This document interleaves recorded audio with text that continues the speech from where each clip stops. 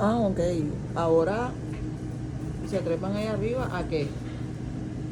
A buscar la comidita de los pajaritos.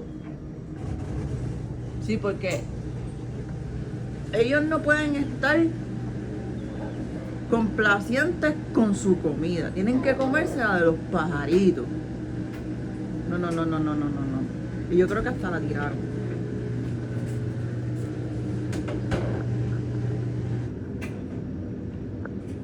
¿La tiraron? Ese es el platito de los pajaritos. Y ustedes lo tiraron. No. A dormir. A dormir. Allá.